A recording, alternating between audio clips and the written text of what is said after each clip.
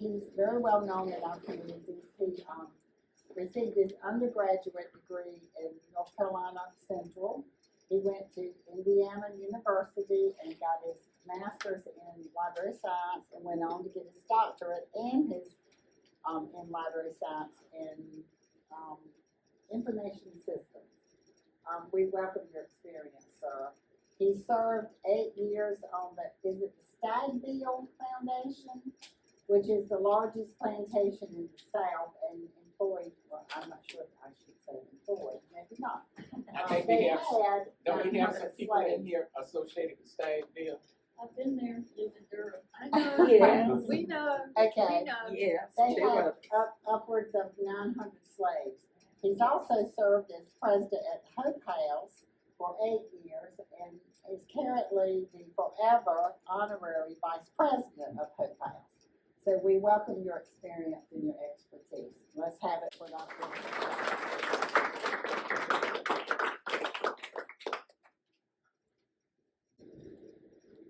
I'm gonna start out by sharing an experience with you all about how North Carolina wanted us to approach slavery and plantation in a more delicate way.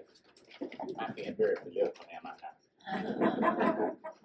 And I was at North Carolina Central University and had not been there very long as the dean of the School of Library and Information Sciences.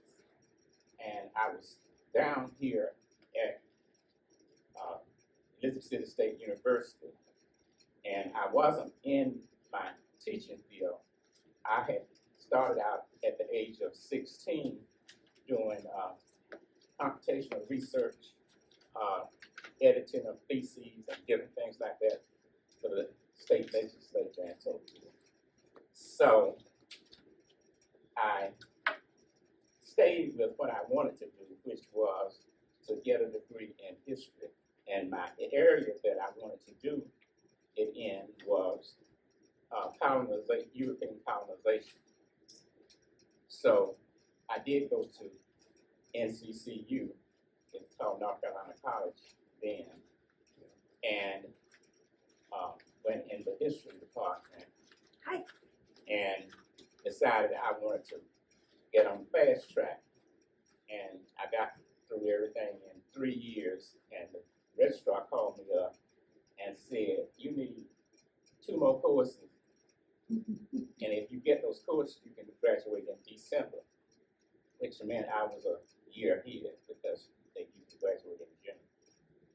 And so while I was in the registrar's office talking about how I was going to do that, the president came in and said, what do you need? So I called over to the history department, and the European professor over there said, well, you are the only student we have this semester in that area. So the president knew the president at Duke University, who was Terry Sanford at the time.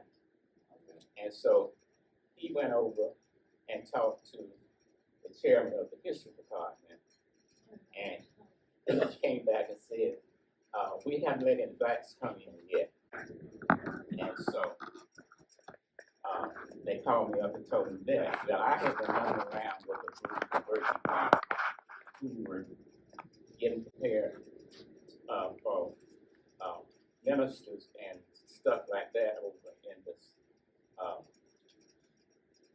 divinity school. They called me up and said the divinity school has its own history department. And so the chairperson called me up and said, you can take European colonization. And I said, well, what's that? So when he told me, and he said, we have 2 courses. I said, well, why you got that over there? He said, we train missionaries. Well, when I got over there, I found out they not only train missionaries, but they also train for the Department of Defense for people going to Africa and all those places. So that turned out to be the luckiest thing in my life because I had to take all of that too. So instead of 3 courses, I had to take 5 courses. And their philosophy was, if it wasn't on a map and you could not find it, it did not exist. So they made me go through all of that stuff. And so when I finished, I was a certified CIA agent. And you all know that when you go to some of these schools and you see all of these people walking around looking so humble and so forth, you better watch out. Because they really do carry you through your paces. That was really lucky though. I'm gonna follow what I normally do, and I've given you that as background for why I do what I do. And so in preparing for tonight and having been told it was to relate it to Hope Plantation, which they're now politically calling Hope House, which I ignored. Well, the reason why I ignore it, because if it doesn't sound right and it's not politically correct anyway, then I'm gonna sort of have my way. I'm a little spoiled brat, I admit that. Even though I'm 85, I'm still spoiled. I'll tell you sometime how I got to be that. I was the only child in the family for 10 years. I had and all boys and no girls. And so my cousin was 20 years old when I was born. My dad had 6 sisters, and they hadn't married and had no children. So when I was born, my grandmother came down and got me from my mother's people and brought me back over to her house, and would not take me back. And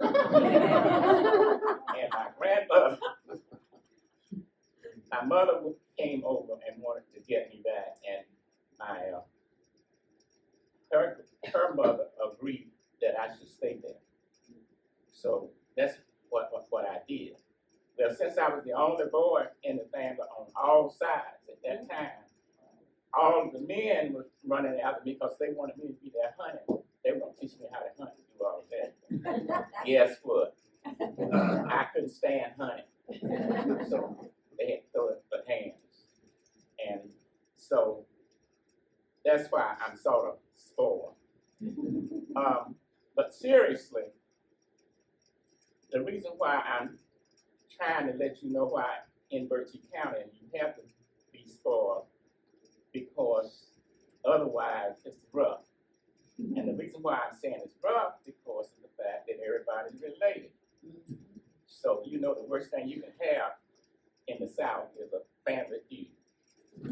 So all I'm saying is,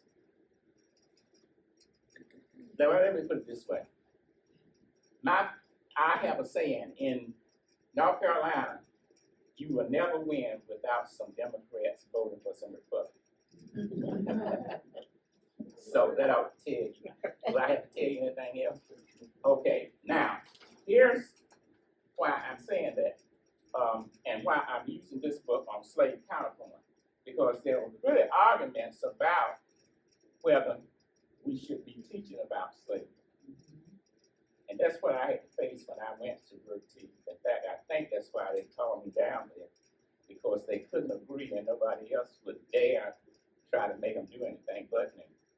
So, and I'm serious about that. So what I did, one group just wanted to talk about the house and the furniture at home. But they wanted to get money from the state, and they didn't want to touch the African American experience.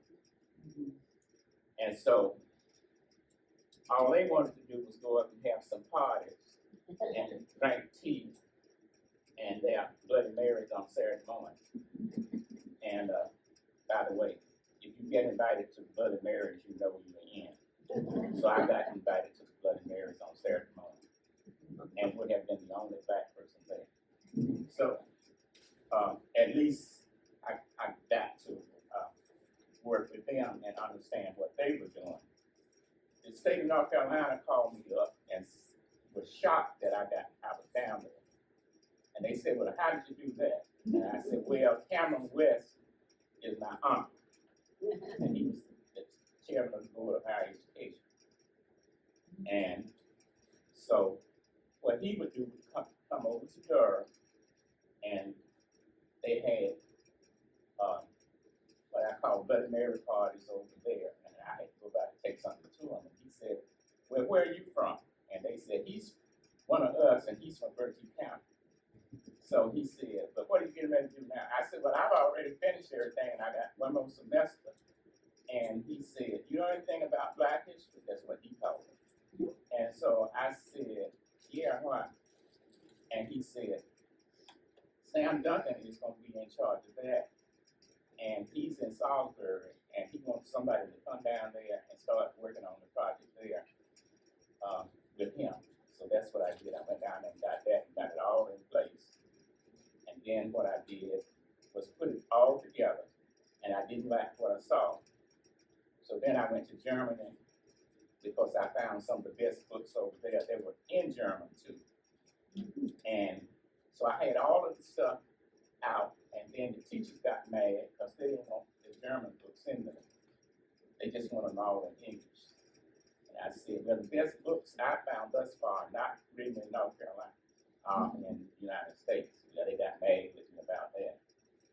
But I held out, so they put that in. And then one of the methods people called me up and said, what were we going to do with those books? I said, well, you're teaching German.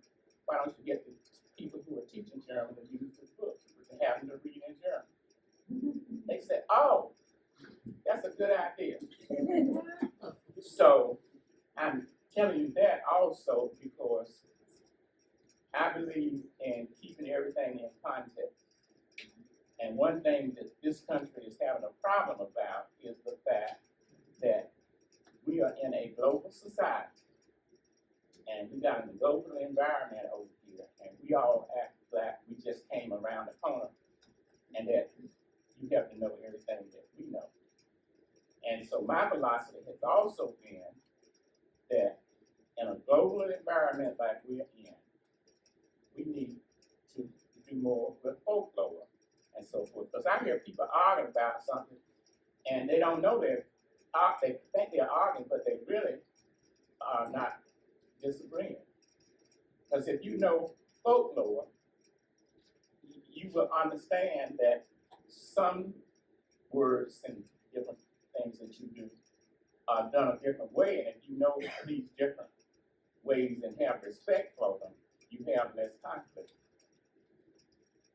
Because I get very nervous if somebody gets back in and said, well, I believe this and I believe that. If you can't get beyond believing it, I'm not going there. But I can respect your opinion to go there, but you got to do better than say, I believe it. The other thing that I'm doing all this so that you have to understand the context of where we should be going with all of this. The other thing that you should also think about is the fact that just because you haven't heard the tree fall don't mean it hasn't fallen. And I always hear people, sometimes when it falls and you don't hear it, you're not there the next day to talk about it.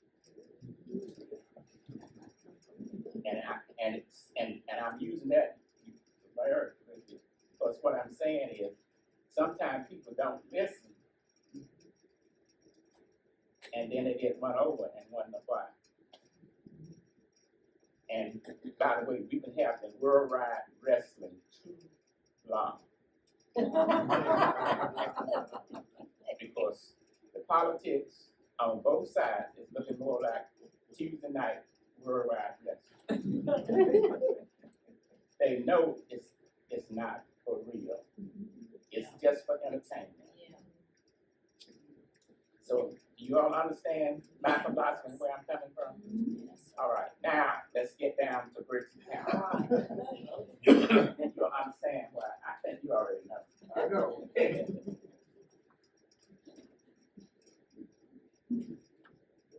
This book on slave counterpoint and so forth.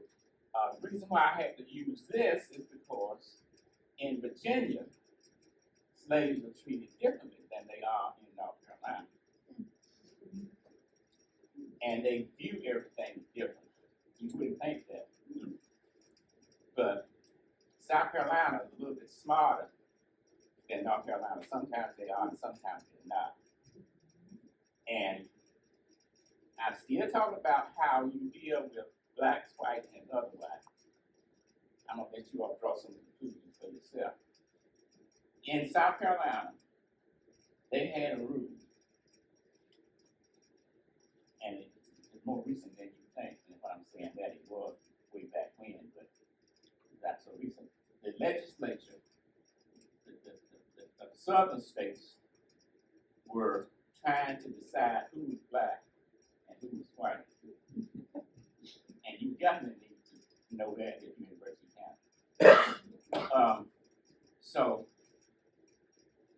they had put out that if you had one drop of African blood, or black blood, I think they said, that you couldn't vote. And then all of a sudden, a lot of the states decided to go with it. South Carolina would not do it. So somebody called me up and said, well, why didn't South Carolina do it? I said, they were smart. I said, because everybody in the legislature knew they had more than one drop.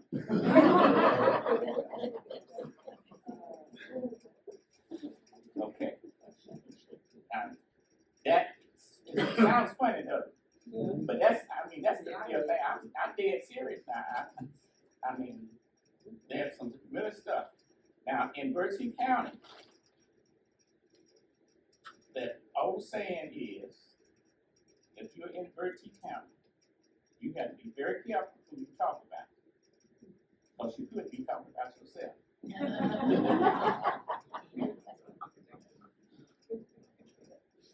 Okay. All right. The other thing that you have to deal with, because of that, if you are a sheriff or somebody and take a job in Berkeley County and so forth, you better not hit or shoot a black male without knowing who you shoot.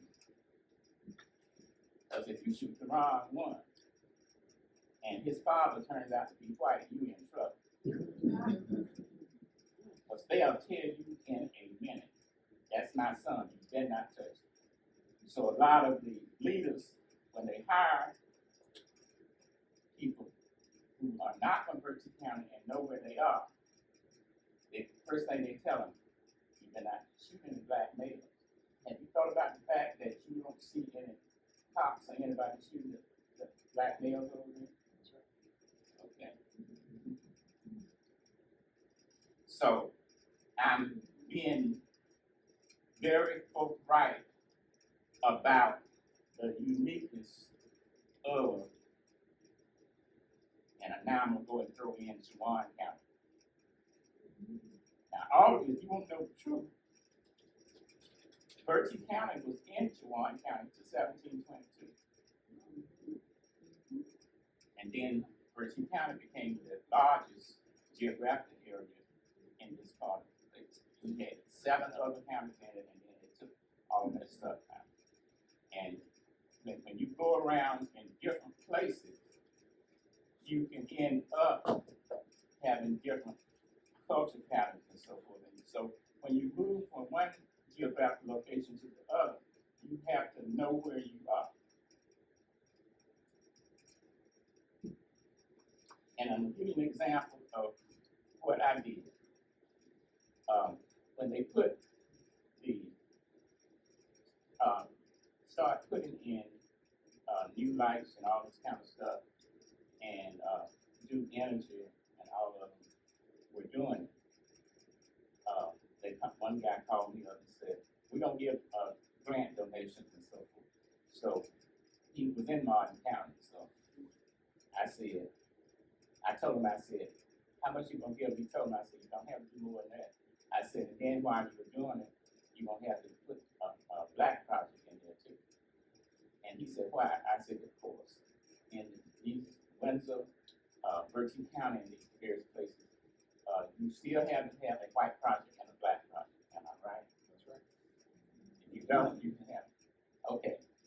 Well, since I'm used to having my way and everybody decides they're gonna let me have my tip, then they're gonna go, I told one of the ladies, white ladies, by the way, over in Williamson, I said, I'm gonna recommend that Duke Energy give a project to the Rosenwald School in that county. And so once they got the school moved in, I had already told some of the white ladies, I said, by the time they get it in, all those alumni in that school gonna be dead. And you're gonna end up having to do something with it. Well, that's exactly what happened. So they had this Rosenwald, Black Rosenwald School, you know where it is. Oh, yeah. Charlie. And when I saw what they were doing with it, I went and told them, I said, go get on and fix it up, put all the history stuff in there for it and so forth. But that's gonna be your office for your river project. They messed around for 3 or 4 years and still ended up having to do what I said. That's right. Am I right? Yes, you're absolutely right. All right. How did I know that they could get that done?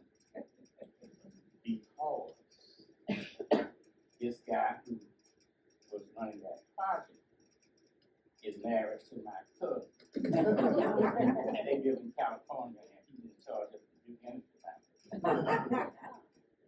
So, I'm letting you all know that, and I'm giving you all without really saying, understanding why I can do what I can do and get away with it. You get away with a lot. You get away with a lot. Now, what I spend most of my time doing is trying to figure out how to keep everybody mad, but not mad with me. And then I go in and smile at them all and pat them on the back, and they love my barbecue ribs, and I make sure I take them with. Okay. Doesn't sound very academic, but I learned that from being in Berkeley County among the white and black folks. And that has turned out to be very important because we need more people who can get along with each other.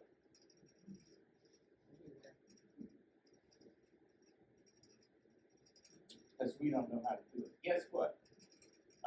When we had our first Republican governor in North Carolina, I was working on my PhD out at Indiana. And as soon as he found out he had won, guess who he called? Me. And I said, well, what are you calling me for? He said, well, you got to be over there and listen to everything. And I said, why? I said, why are you asking me? He said, Jesse Helm said, you're the only one who can get along with each other, make white folks and black folks get along with each other. And when he wants something done, he'll call you up. And so they said, well, how do you do it? I said, well, then the first thing you do, if you realize that you got black blood and white blood, the thing is blood is thicker than water. And if you forget that, that's why I said family feud. Because what you all may not know, in this whole geographical area, the white males would prefer to have a male to leave their property and stuff to. So, if they don't have a white male relative, guess what? They don't go and look around for a male, and if they can't find a white male, then they go on next and see if they can find a a Native American or a black man. How do I know that?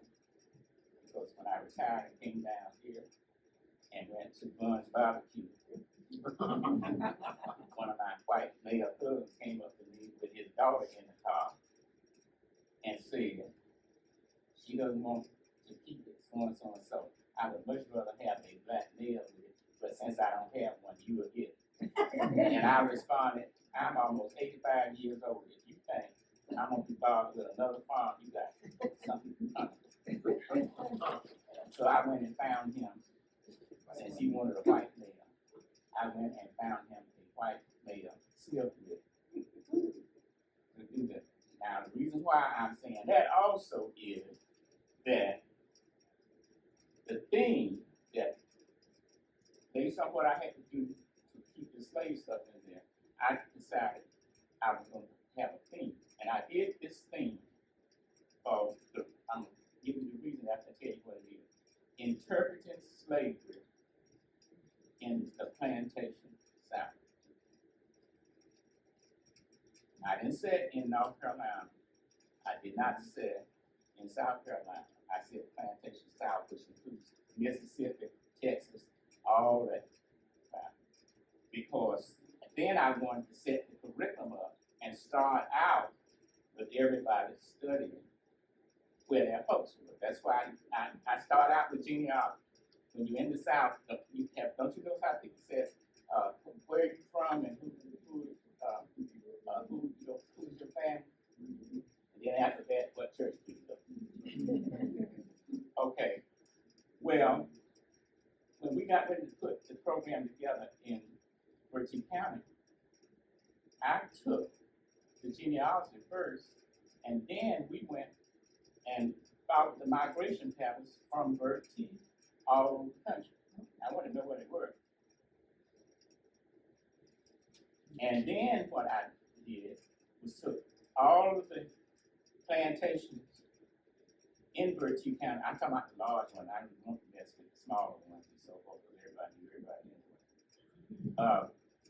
We sent those people out and found them. And you know how we found them? Because if you go to Mississippi, every named house in Mississippi, if they're from Bertie, there's one in there with the same thing. Look just like it. Okay. Then the other thing I did was found out where the white guys were going that were from my family.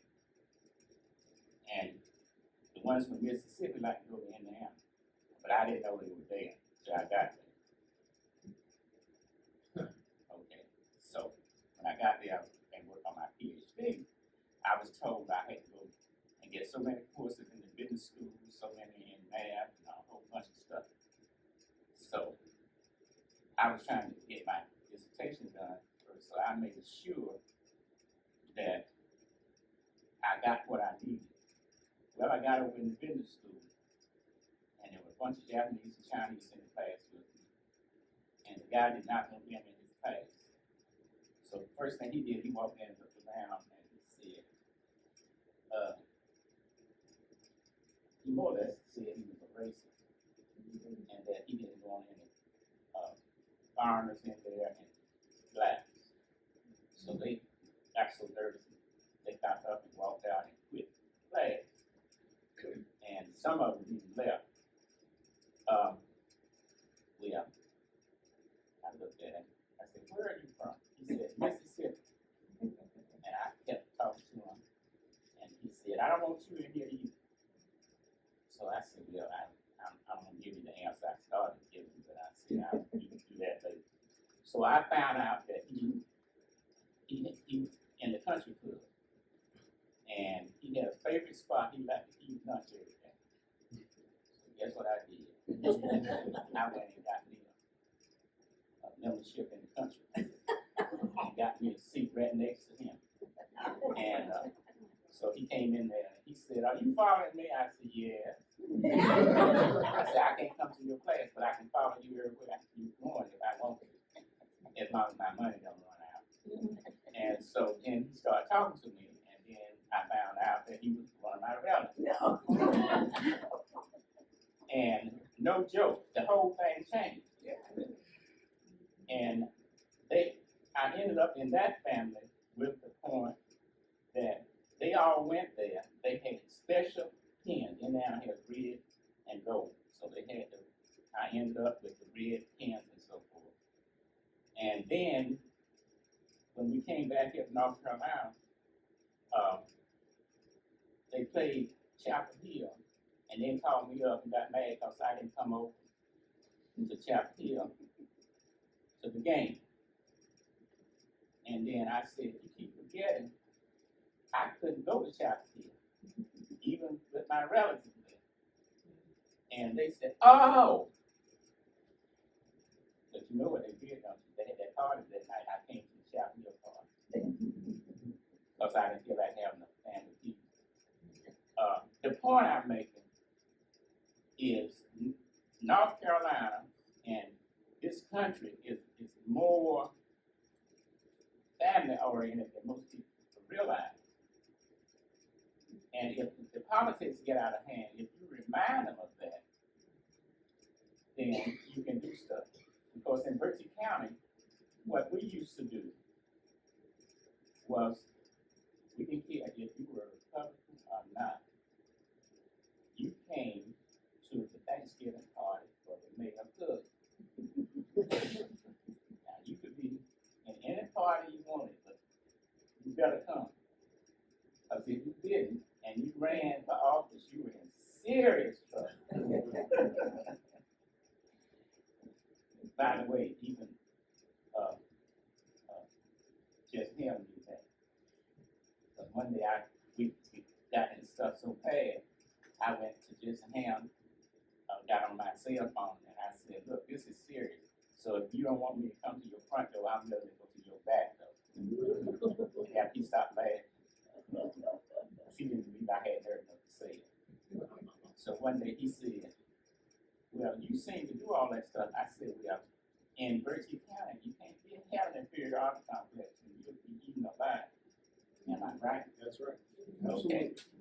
So the message I'm having for the beginning of this slave counterpoint is in Berkeley County and certain parts of this county, the deal is off because race does matter. Doesn't matter depending on what it is. And it's good to know where you are and who's there. So my philosophy is, as a politician, I ain't saying a word until I find out who's in the room. So my point is, I'm saying all I want to say tonight because it's already been put out in the paper somewhere, so then you ain't coming up with not yet. Somebody has heard. But seriously, my major message on this is that we were able to move from not having anything on slavery at Plantation to not only having that, but we also put everything in context because we tried to stay from skin color and so forth and focus more on culture because the decisions that are being made on I'm smarter than you are because I'm black, white, or whatever it is, and I looked at them and said, I thought we were supposed to go by IQ. I said, so I seen a plenty of white folks that had a 60 IQ. If I got a 107 or 80 IQ, you think that your skin color gonna make you smarter than I am? And they look at you. Nobody has ever asked them that. So if you get the measurements right and say the right thing, then it makes them look so ridiculous, they have to go back. And then you get a lot of laughs if you say something that they didn't expect you to say. And I learned a long time ago, you always lose if you get mad. So what I'm saying is, won't have to settle you off, I don't think. Don't let color doesn't mean a darn thing, if you let it. And you know the right people, and they got the money. By the way, I do not buy a car or a house myself. I just go and get the keys after I let somebody else negotiate. I'm gonna be honest, you're being crazy if you go and certain places and buy a car. Because if you're African American, I started to say black, but sometimes that's hard to tell. You're gonna pay 25, 35% more, automatically charge. You've been doing that all along.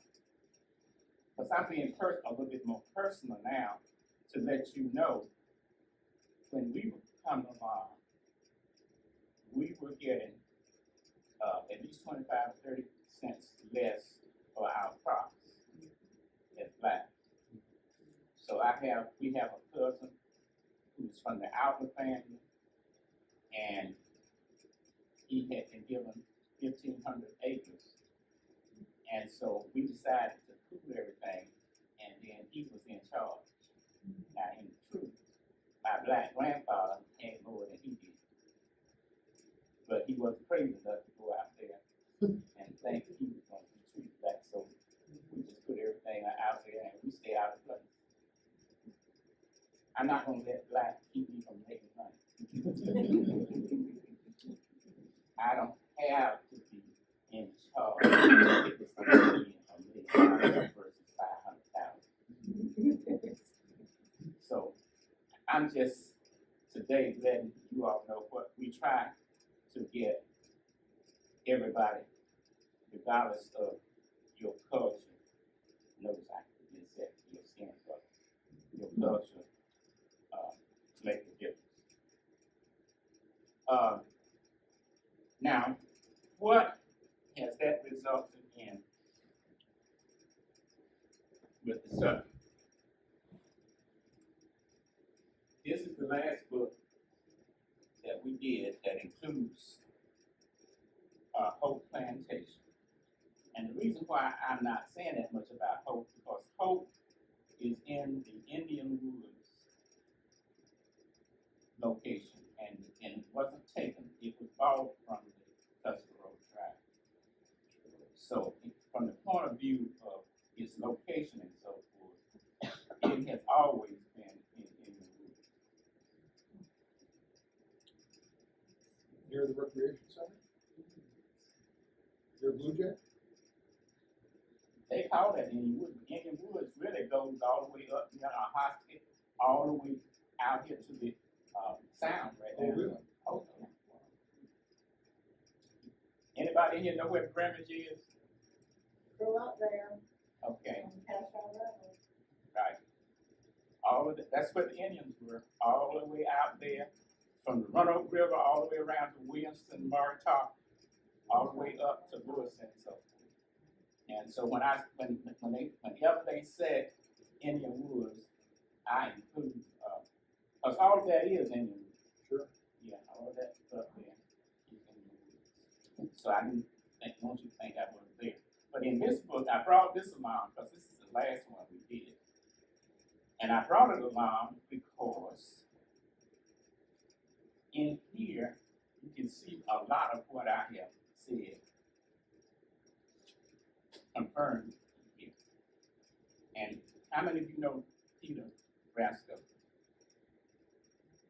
Well, I told him what we were doing for this about 4 or 5 years ago. We did this about 5 to 6 years ago.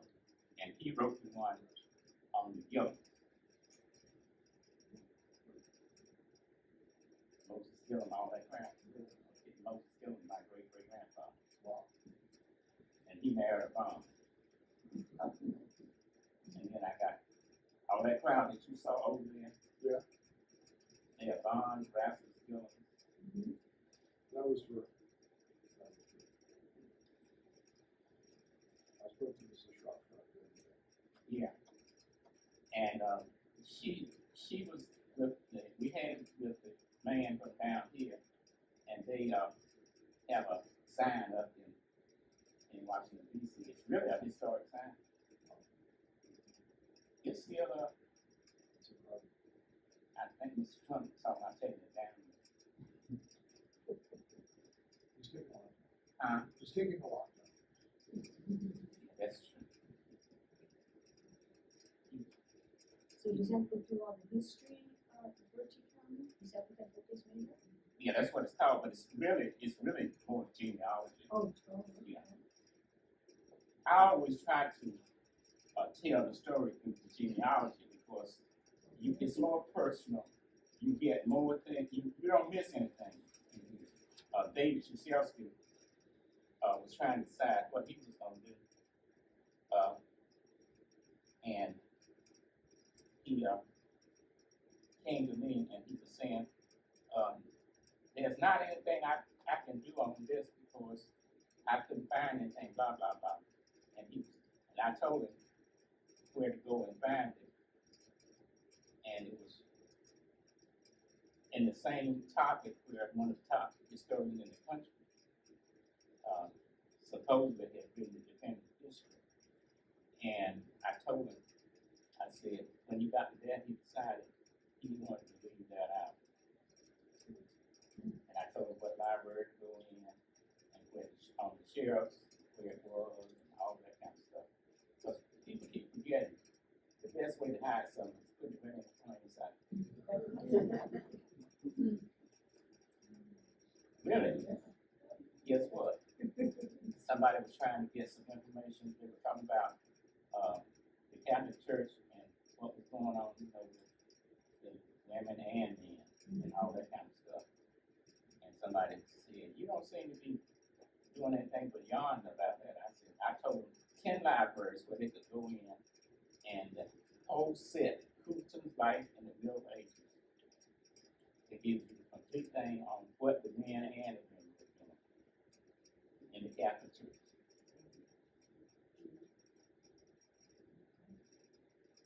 So the moral of that story is, if you put it on the shelf and it looks boring, nobody's gonna touch it. So you can hide it in plain sight. So I'm right back where I was again. Okay, but Tell us the name of the book, Ben. What book is that? Tell us the name of it. Bertie County, North Carolina Heritage, 1722 to 2010. And you can get them, if they're in the library, if you want to get it and bring it up online, you can go in the library here and get it. If you can't get it out on the other way until you get a library card, and then you have to access it that way. Is it still in print? No, that's what I'm saying. And there, I had 5 copies of them. I made the mistake of that. My cousin was using them, and they won't give it back. Exactly. Isn't there another version now, a more recent version too? Oh, this is the most recent. That is the most recent. Uh-huh. I've got it at home there. I was thinking of another one. Well, there is. Oh, you talking about the blue coat, the blue one? Yeah, there is another one, but it doesn't have as much in there on the topic. You know, we were talking about the African Americans and so forth. And when we did this one, tell you how we did this one. I wasn't satisfied with the stuff in there. So there's another one that just before this is larger. But they got out a whole lot of stuff. So I went and had a history bit with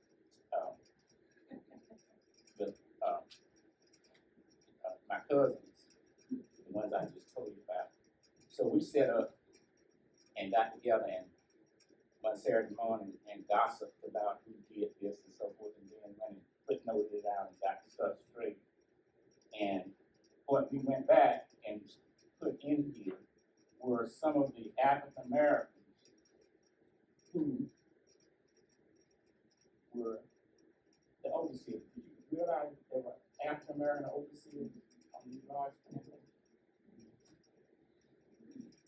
All you got to do is go up there in Chapel Hill and see all the pretty writing they did writing to their fathers who were in the legislature and so forth in Washington D.C. And so that's why I brought that out, and that's what we have subtly been doing, is going back and adding these and putting the information where it should be in the first place. You know, if you're gonna do something on Bertie County and then talk about plantations and so forth, it's much easier to put all of it in there, because if you don't put it in there, then you got a problem of finding out who's what. And now that they are telling most of more truth of people's families coming together.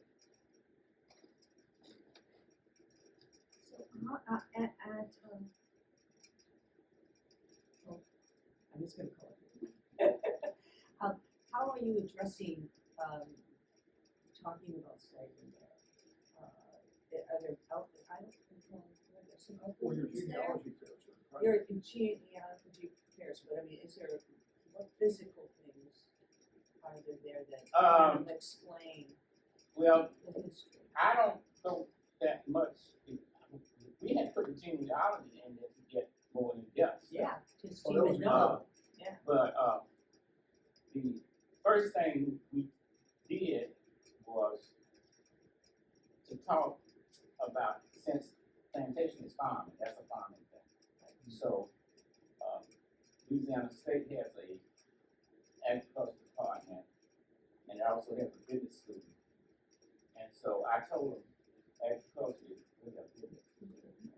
So they have started getting some of the people who are in those areas with business administration, write their thesis on that. And we had a lady to do one, and she identified all of the functional plantations right after the Civil War is in one book. And the name of the person who owns it and where it is and all that stuff. That's amazing. And it's by CENSOR. It's not a very large book, because it's about 117 books. But I started as a child, going around and trying to find all that stuff. I've been doing all this stuff since I was 16. Plus, I had to stay home since I didn't like to hunt and fish and look after my grandmom. They were first love, and they used to sit up and argue about who was what and all of that. And so I would sit there and ask questions. And when they really realized I was interested, they would make me come back and tell it to them, just like, So you Retell the remember story. it.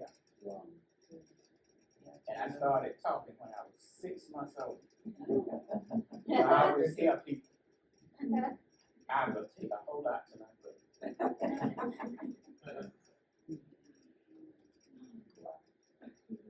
One of the things you mentioned really was your family providing kind of an oral history that you then memorized and carried on with you. Is that the way the African American genealogy was kept in the South? Because I did hear something on NPR talking about how difficult it is, right, to determine that genealogy when families are, of course, constantly being torn apart.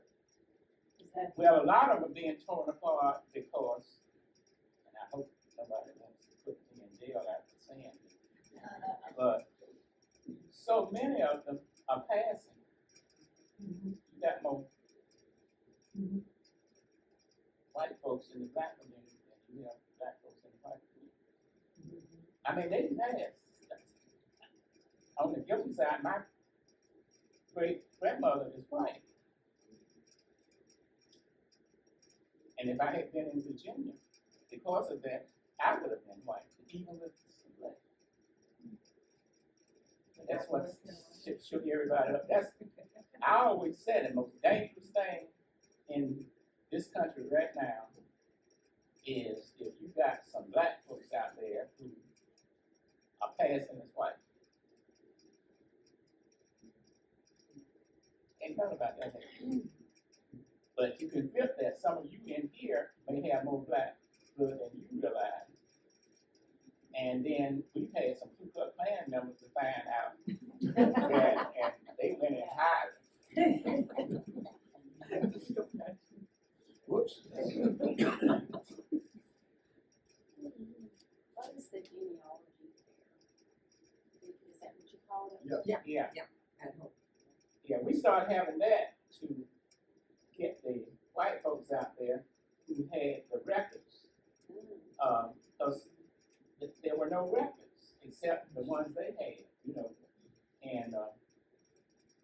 And so what we did, we had them to come out there. We had about 15 or 20 of the big plantation owners that had 30, 40 or more slaves, and they brought the records. Now, in terms of my personal situation, we had a time because of the fact that my grandfather on the outer side was in the house with his dad.